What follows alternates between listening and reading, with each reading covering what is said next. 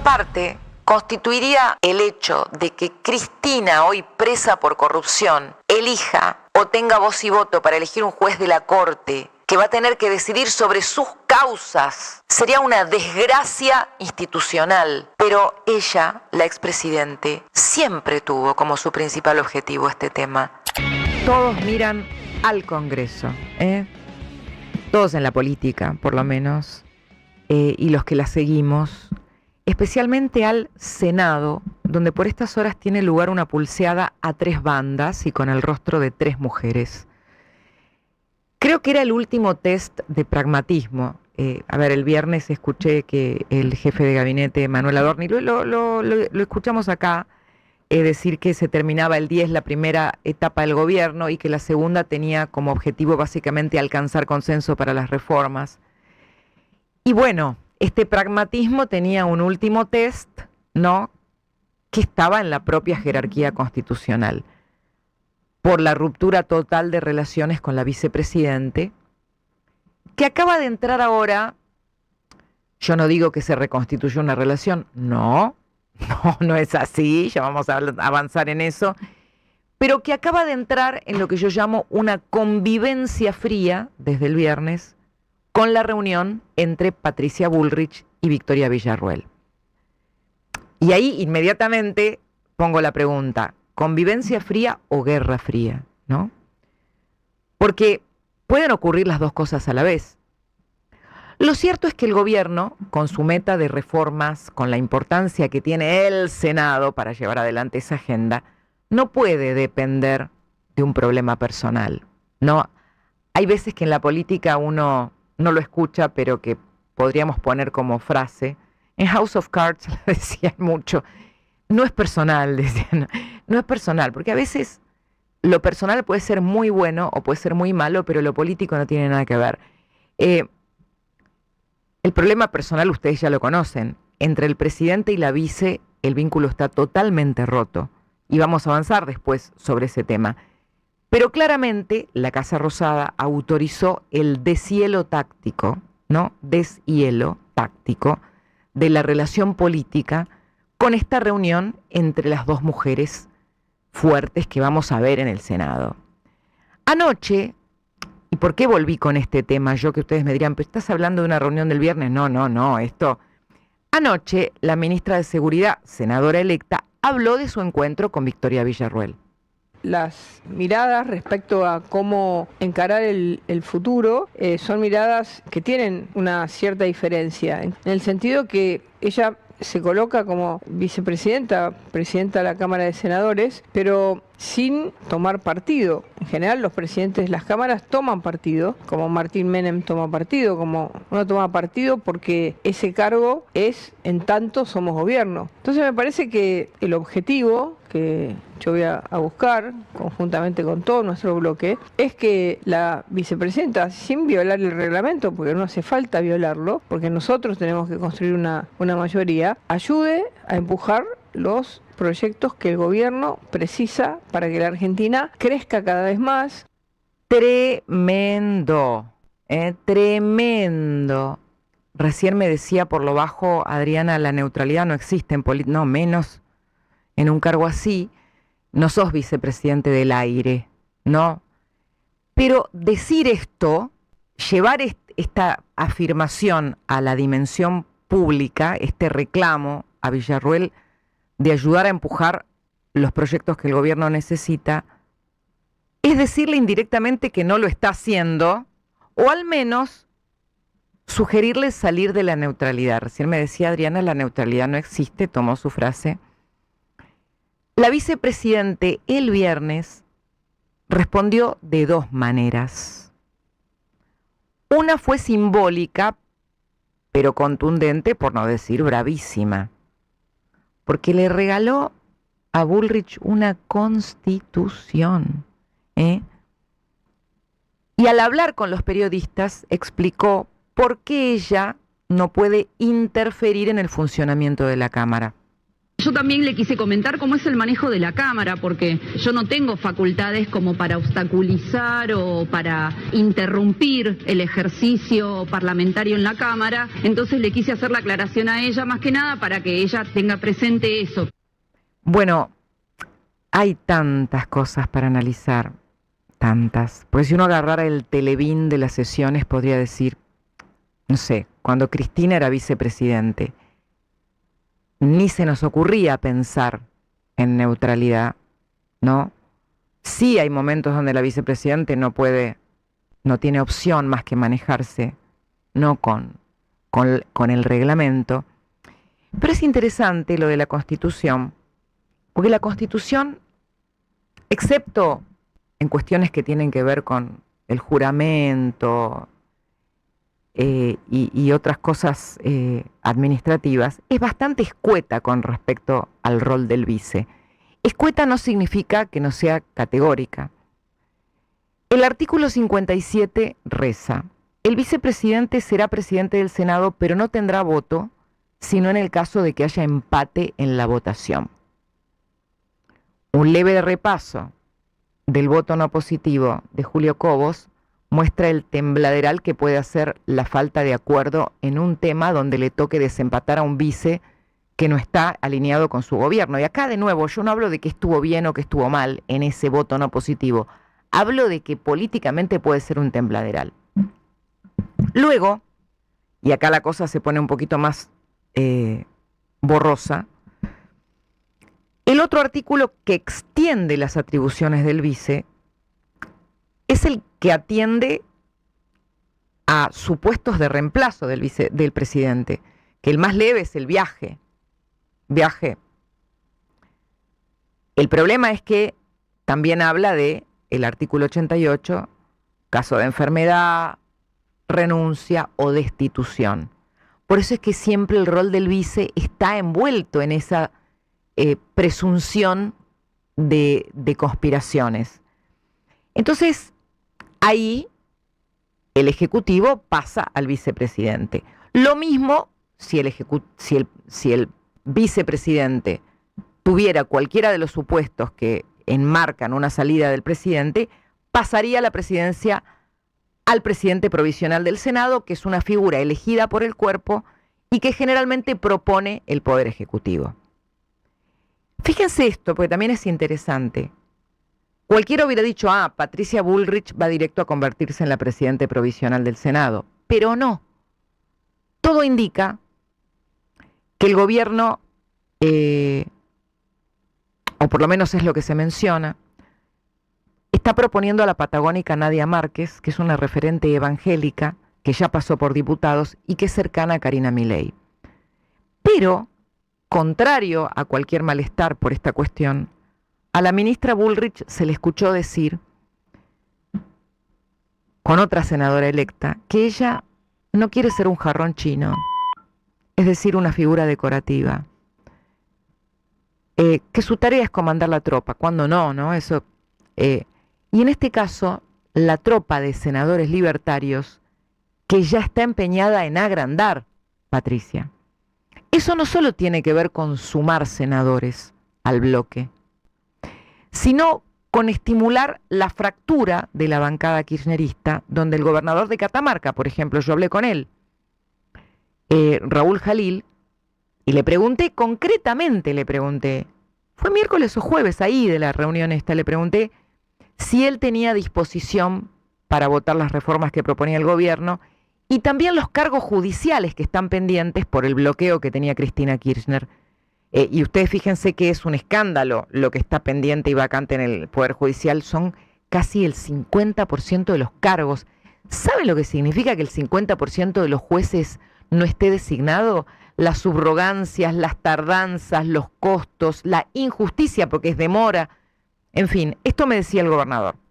¿Usted apoyaría eventualmente o se sumaría a alguna mayoría para elegir un juez de la Corte Suprema si es que el candidato que proponga el gobierno le parece plausible, o responderían sus senadores a las órdenes del bloque del Senado que responden a Cristina Kirchner?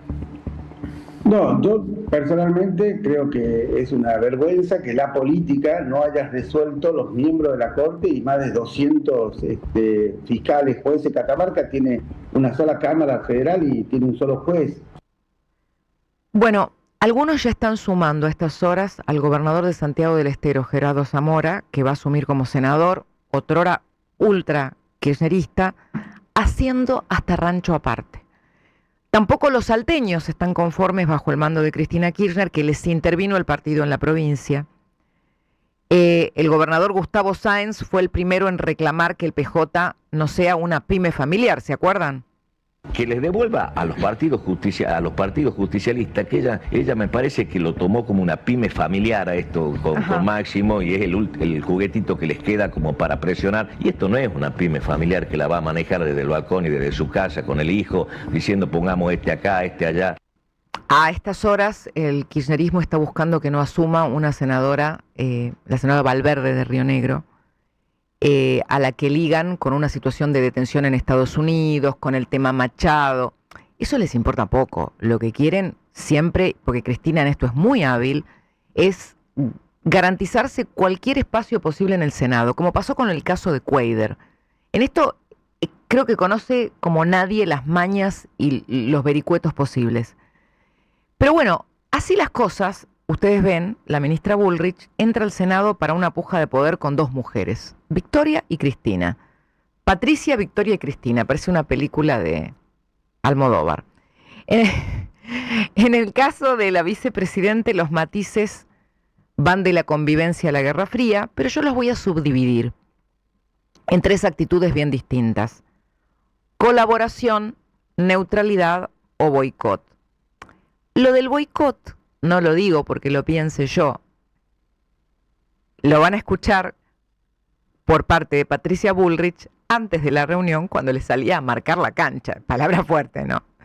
Ahora a mí me toca un rol institucional y lograr que el Senado funcione y funcione ayudando a las ideas que nosotros representamos, que son las ideas por las que ella está en ese lugar. Así que eso va a ser nuestro pedido, que nos ayude, no que nos boicotee. Bueno, yo estuve preguntando sobre qué pasó en la reunión y me dicen que Patricia Bullrich se fue de la reunión intrigada, sorprendida por una actitud hermética que encontró en Victoria Villarruel, súper educada, súper cordial, pero según los que la escucharon comentarlo, muy metida en lo formal, sin dar señales, con una total distancia, como si fuera que la institución se la comió, ¿no? Me contó una fuente que supo de los detalles del encuentro entre las dos damas. El problema de esto no es la formalidad, acá sería la ajenidad. Me daban como ejemplo una sesión de aquellas en las que el gobierno termina fracasando, feo, antes de la elección, donde el hecho de darle la palabra a un senador y no a otro ya te cambiaba el devenir, el decurso de la sesión. A nadie lo sorprendería a esta altura el frío polar en el vínculo que tiene la vicepresidente con el gobierno. De hecho, el gobierno la aisló como a uno de sus peores enemigos, jurando tener motivos muy graves incluso, que fechan antes de asumir el gobierno. Imagínense, la última vez que se encontraron con el presidente, él no la saludó. Fue el mismo día que nos saludó a Jorge Macri, pero ¿se acuerdan? Ahora lo saluda. ¿Podrá cambiar eso? Yo creo que no. Pero todo empezó a sentirse el conflicto entre ellos con aquella expresión despectiva de la vice en una nota con Johnny Viale, cuando dijo, pobre jamoncito. ¿Con Karina cómo te llevas? Y Karina tiene mucho carácter, pero yo también. Y las dos queremos a Javier. Y las dos queremos lo mejor para Javier. En distintos, tal vez, ámbitos de la vida. Está bien, pero viste que dicen polo positivo más polo positivo es Bolonqui. Y bueno, en el medio está Javier. Pobre jamoncito. Bueno, empezó como una broma, jodida la broma, pero luego siguió, por ejemplo, la ausencia de ella en el Pacto de Mayo, la reivindicación a Isabelita, María Estela Martínez de Perón, una cosa. Y algo menos nítido de lo que el gobierno está convencido, y es que la vice le jugó en contra en la seguidilla de derrotas del Congreso. El gobierno está convencido. Quizás también, como muchos otros, ¿no? Porque había muchísima gente que esperaba que al gobierno le vayan mal en las elecciones y se preparó para un escenario. Y después el escenario fue otro y quedaron en offside. Quizá un poco también quedó la vicepresidenta en esa situación. Lo cierto es que luego de una hora de reunión no hubo ninguna foto. Como cuando se reunió Macri con Karina Milei, ¿se acuerdan? Ni una foto. Pero no todo es hermetismo para la vice. Sus seguidores, por ejemplo, que la aman, que le comentan todo, que la impulsan, quieren que sea candidata a vicepresidente. Lo que pasa es que al menos ella no hizo ninguna referencia a eso y la verdad que tampoco hizo una construcción política que le permita a uno pensar que ella podría desplegar una candidatura presidencial, por lo menos con lo que construyó, porque es muy evidente que no hay una construcción política. ¿Saben por qué digo esto? Porque no falta nada para 2027. Por ahí nosotros, los seres comunes, los comunes mortales, sí pensamos que falta un montón, pero en política no es nada estos 2 años. Ya es 2027 en política. En política ya es 2027. ¿Y saben quién lo sugirió también? La ministra Bullrich, porque ayer le preguntaron a ella si iba a ser candidata en la ciudad. Si bien ahora la revancha en 2 años, probablemente, me pregunto, para ser candidata a jefa de la ciudad, por La Libertad Avanza. En primer lugar, no me siento retirada porque yo gané siendo Rodríguez Larreta jefe de gobierno de la Ciudad de Buenos Aires, le gané las PASO y gané en la capital federal, donde él aparentemente era el más fuerte de todos. Así que yo siempre tuve, por suerte, un acompañamiento fuerte del electorado de la ciudad y en esta última oportunidad también. Y puse esto no solo por una cuestión de proyectar políticamente la figura, sino porque ella también menciona después la necesidad de que en los distritos que gobierne La Libertad Avanza se baje impuestos. ¿Y por qué me pareció importante eso? La respuesta era muy larga, pero se los estoy contando. Porque anticipa la estrategia libertaria en las provincias para 2027, motivo por el cual ahora tienen que apurarse con las reformas, porque ¿qué los va a unir ahora con los gobernadores? Que a los gobernadores los vota la misma gente que termina votando a Milei en elecciones nacionales, pero en 2027 van a competir todos. Y los libertarios quieren ofrecer con sus candidatos en 2027 la baja de impuestos que los gobernadores no consideran en este momento en absoluto. Ingresos brutos es el gran ejemplo, pero parte de esa discusión se va a adelantar ahora en 2 cuestiones: el presupuesto y la reforma impositiva. Y hay que tenerlo muy, muy en el foco. Mientras tanto, las 2 mujeres fuertes parecen haber acordado una convivencia fría, no una guerra fría, un pacto de agresión, no de hostilidades, aunque eso signifique que estrictamente confianza no hay, y tampoco significa que la atmósfera no va a estar exenta de conspiraciones. El gobierno no se puede dar el lujo, lo decía, de perder el control del Senado por otra interna propia. No puede, ya tienen varias internas. Y se impone el desafío entonces de desapasionar el vínculo con Villarruel, que estaba congelado. Pero cuando me refiero a internas y al Senado, también quiero hablar de la otra mujer, de Cristina, porque la guerra ahí no es fría, es total, es abierta, aunque a algunos viejos negociadores libertarios les gustaría no perder puentes de contacto con el kirchnerismo, y algunas terminales K quieren aprovechar este tiempo que queda, no pierden las esperanzas en tener voz y voto para designar un juez de la Corte Suprema. Este fin de semana muchos se sorprendieron con la versión que dio Hernán Capielo en el diario La Nación de que proponen a Anabel Fernández Sagasti, que creo, por lo que me dijeron, se recibió de abogada durante la senaduría, nunca ejerció. Imagínense esa propuesta para la Corte yo creo que es invotable, que no habría una capacidad de conseguir 2/3 para que Anabel Fernández Agasti sea jueza de la Corte. Pero, ¿qué nos indica que alguien haya hecho rodar esa versión?